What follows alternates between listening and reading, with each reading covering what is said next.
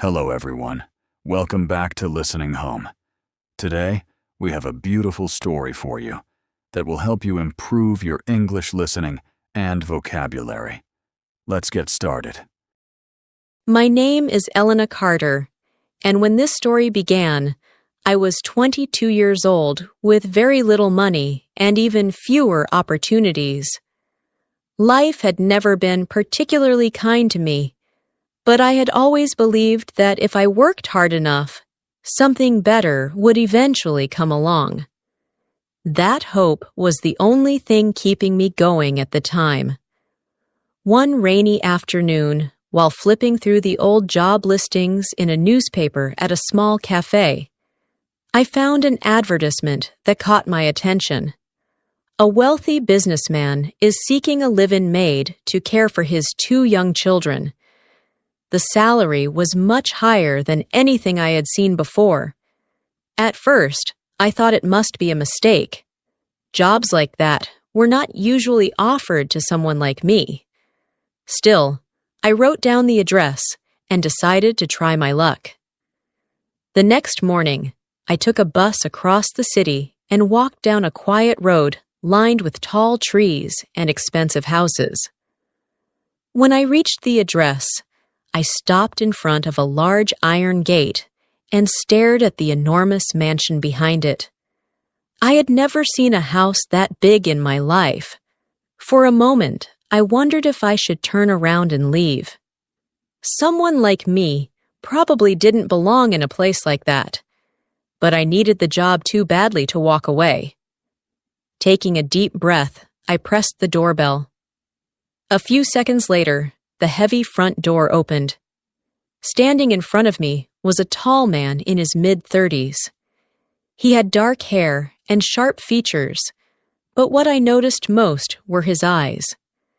They looked exhausted, almost as if he hadn't slept properly in a long time. There was a sadness in them that was impossible to ignore. "You're here about the maid position?" he asked in a calm but distant voice. "Yes, sir," I replied politely. "My name is Elena Carter." He studied me for a moment before stepping aside. "I'm Daniel Hayes," he said. "Come in." As I entered the house, I immediately felt overwhelmed. The place was breathtaking. The floors were polished marble, and expensive paintings hung on the walls. Elegant furniture filled the rooms, and everything looked perfect. But despite all the beauty, something felt strange. The house was completely silent. There was no music, no laughter, no sense of warmth. It felt more like a museum than a home. Daniel showed me around quietly. As we walked down the long hallway, I noticed several framed photographs hanging on the walls. Almost all of them showed the same woman. She was incredibly beautiful, with long, dark hair and delicate features. But in every photograph, her expression seemed distant and sad. She looked like someone trapped in a life she couldn't escape. I wondered who she was, but I didn't dare ask. Eventually, Daniel led me into a large living room where 2 small children sat on the floor drawing pictures. "They're my children," he said. The kids looked up at me. They were twins, a boy and a girl, both around 7 years old. The boy had messy brown hair and curious eyes, while the girl had long hair tied neatly into 2 braids. "This is Elena," Daniel told them. "She will be helping around the house from now on." The twins simply stared at me. "Hello," I said gently, smiling at them. But they didn't respond. They didn't say a single word. Instead, they quietly returned to their drawing. The silence in the room became uncomfortable. Daniel seemed to notice my confusion. "Their names are Lucas and Lily," he explained. "They've been quieter than usual this past year." I didn't ask any questions, but I already suspected the reason. A few moments later, Daniel spoke again. "Their mother passed away last year," he said simply. My heart sank. Everything suddenly made sense. The sadness in his eyes, the silence in the house, and the way the children avoided speaking. "I'm sorry," I said softly. Daniel nodded, but didn't respond. That was the moment I realized this job was not going to be easy. It wasn't just about cleaning rooms or cooking meals. This house was filled with grief, and every person living there was carrying a piece of it. Still, I needed the job, so I accepted the position that very day. My new life began inside that quiet mansion. I was given a small room on the second floor near the children's bedrooms. It wasn't large, but it was comfortable enough. Compared to my previous living conditions, it felt almost luxurious. Every day followed the same routine. I cleaned the enormous house, prepared dinner, washed dishes, and spent time looking after Lucas and Lily. At first, the children barely spoke. They answered my questions with short words or simply nodded. Most of the time, they just sat quietly with their toys. I had never met children so silent before, but I tried my best to be patient. I read them stories at night, helped them with their drawings, and played small games to make them smile. Slowly, very slowly, something began to change. One evening, while we were sitting on the floor drawing pictures together, Lucas suddenly made a silly face at his sister. Lily burst into laughter. It was the first time I had ever heard either of them laugh. The sound was so unexpected that I froze for a moment, staring at them in surprise. Their laughter filled the room like sunlight entering a dark place. Then I noticed someone standing in the doorway. It was Daniel. I hadn't realized he was there. He stood quietly, watching the children. His expression looked different than usual, softer, almost hopeful. "They haven't laughed like that in a long time," he said quietly. For some reason, hearing those words made my heart beat faster. It was the first time Daniel had spoken to me about something personal. At that moment, I began to understand something important. This house didn't just need a maid. It needed warmth. It needed life. And somehow, without realizing it, I had already begun bringing a little of that back. But I had no idea that someone else would soon arrive. Someone who would make my life inside that mansion far more complicated than I ever expected. Life inside the mansion slowly began to change during the following weeks. The silence that once filled every corner of the house was no longer as heavy as before. Lucas and Lily were still quiet children, but they were starting to trust me. Sometimes they would ask me to play with them in the garden, and occasionally I even heard them whispering and giggling together. Those small moments meant everything to me. Daniel also seemed different. He still spent most of his time working in his office, but he began coming out more often in the evenings. Sometimes he would sit quietly in the living room while the children and I played board games or drew pictures together. He rarely joined us, but I could feel that he was watching carefully, almost as if he was afraid the happiness might disappear if he moved too quickly. One evening, Lucas proudly showed his father a drawing he had made. It was a simple picture of our house, but there were 4 stick figures standing in front of it. Daniel looked at the drawing for a long time. "Who are these people?" he asked gently. Lucas pointed at the figures one by one. "Me, Lily, Elna." Then he hesitated before pointing at the last one. "And you." Daniel's eyes softened in a way I had never seen before. For a brief moment, the sadness that usually lived in his face seemed to disappear. But that peaceful moment didn't last long. A few days later, someone unexpected arrived. It was a Tuesday afternoon when the doorbell rang. I opened the door and found a woman standing outside. She looked elegant and confident, wearing expensive clothes and high heels that clicked sharply against the marble floor as she stepped inside. Her eyes quickly scanned the house before landing on me. "And you are?" she asked. "My name is Elena," I said politely. "I work here." The woman gave me a small, cold smile. "I see," she replied. "I'm Victoria Reed, Daniel's sister-in-law." I immediately understood. She was the sister of Daniel's late wife. Victoria walked through the house as if she owned it. Her movements were slow and careful, almost like she was inspecting everything. When the children saw her, they became quiet again. "Hello, Lucas." "Hello, Lily," she said. They greeted her politely, but the warmth they usually showed me was gone. It was as if her presence had brought the old sadness back into the room. Victoria noticed the drawings scattered across the table. "You're letting them play all afternoon?" she asked, glancing at me. "Yes," I replied. "They finished their schoolwork earlier." She frowned slightly. "Children need discipline," she said, "not constant entertainment."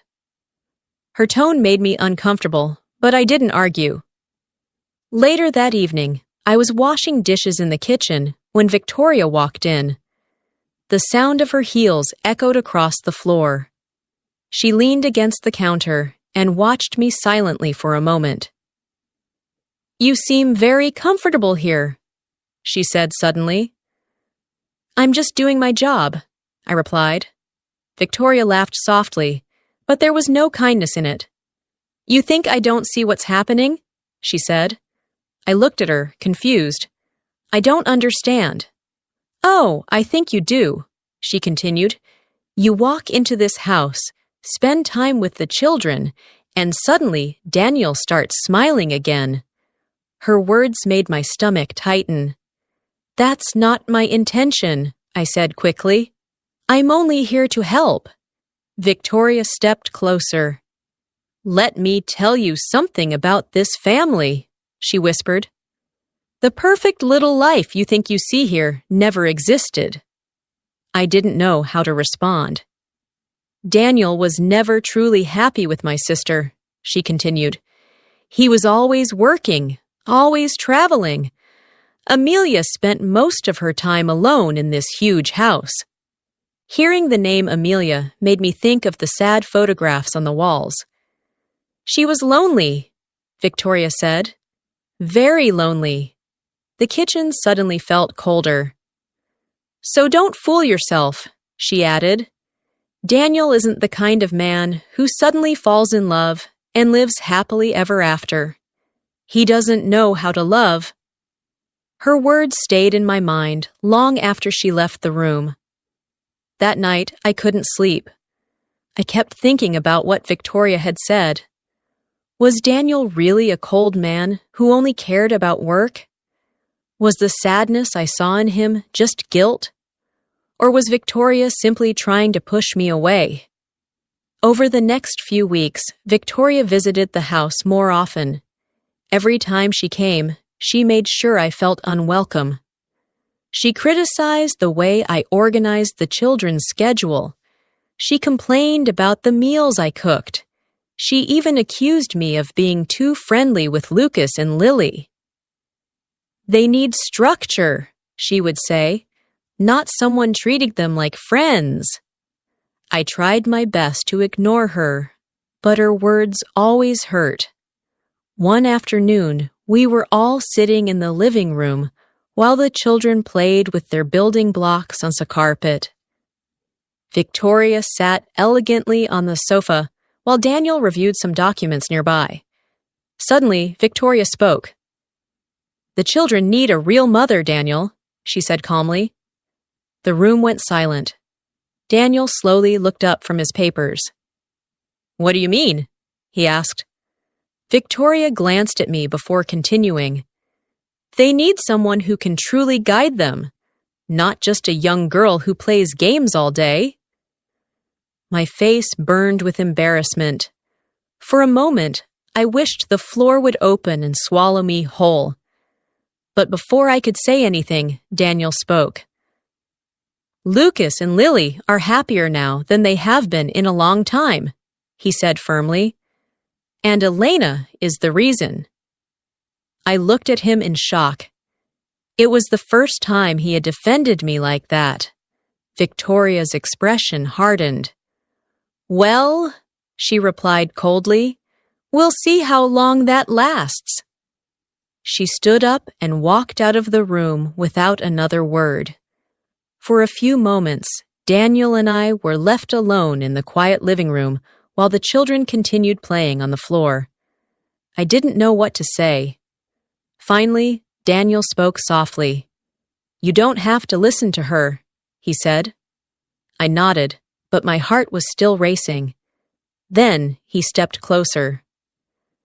Elena, he said gently, you've brought something back into this house that I thought was gone forever. I looked up at him. The way he was looking at me made my chest tighten.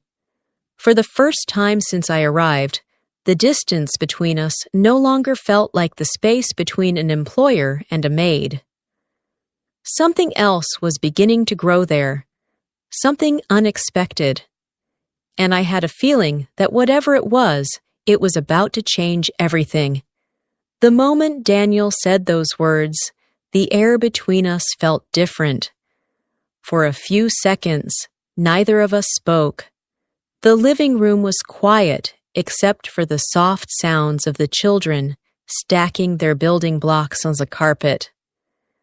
I tried to focus on their laughter, but my thoughts were spinning. I was only the maid.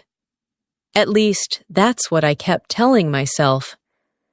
But the way Daniel looked at me in that moment made it hard to believe things were still that simple. I should go finish dinner, I said quickly, standing up. Daniel nodded slowly, though his eyes stayed on me as I walked toward the kitchen. That night, I couldn't stop thinking about what had happened. Victoria's words echoed in my mind, mixing with Daniel's gentle voice. One moment I felt hopeful, and the next moment I felt foolish for even imagining something more.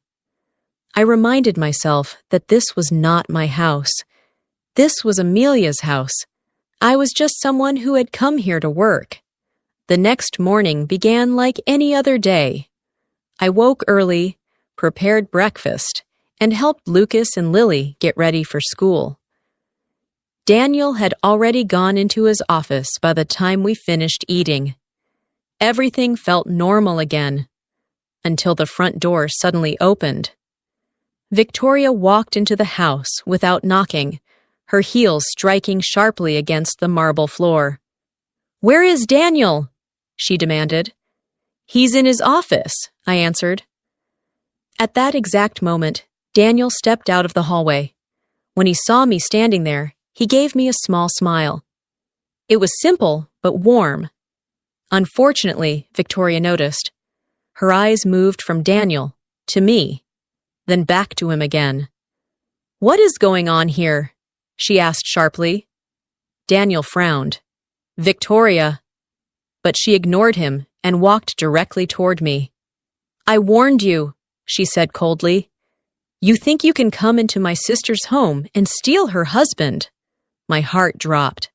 "It's not like that," I said quickly. Victoria laughed bitterly. "Oh, please," she said loudly. "You're nothing but a gold digger taking advantage of a grieving man." Her words felt like knives.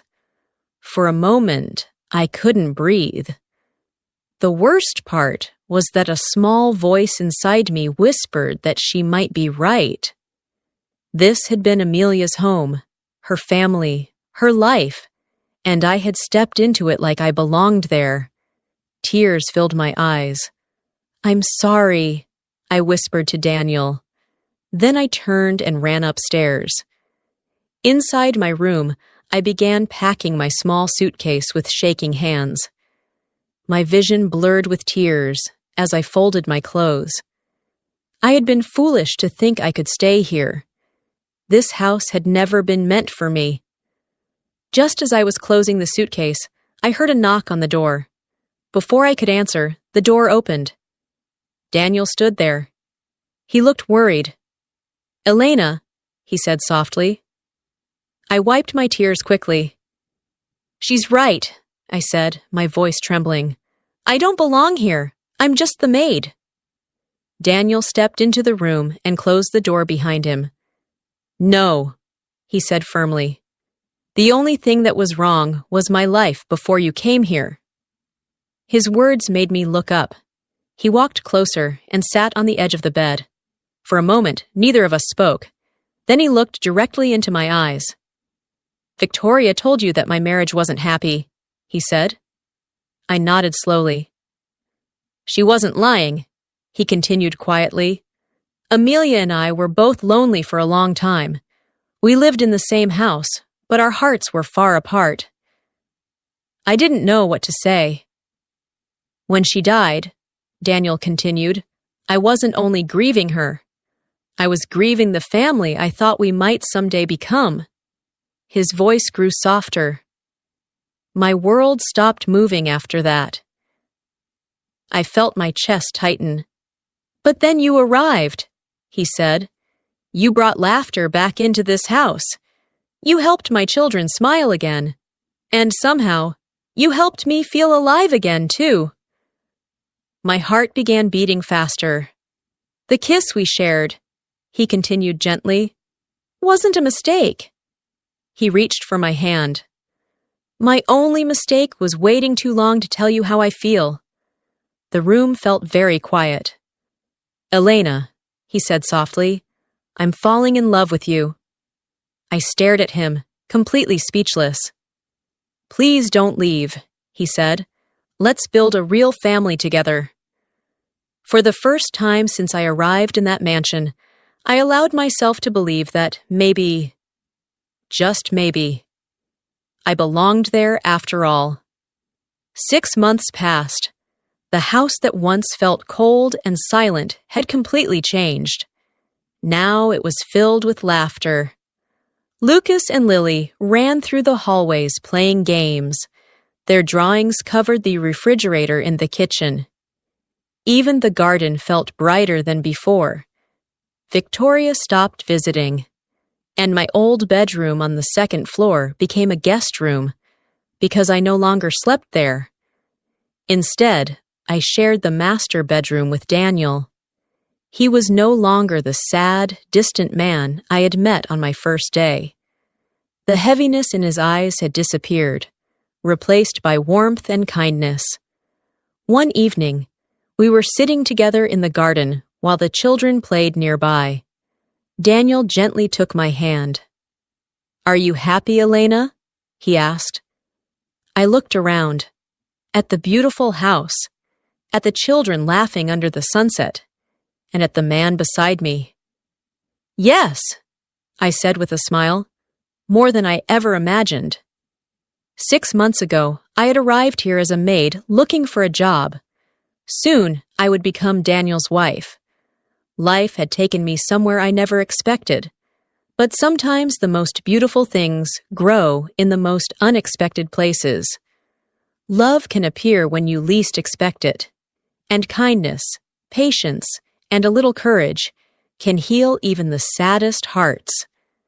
If you enjoyed this story and want to improve your English through emotional stories like this, please support my YouTube channel.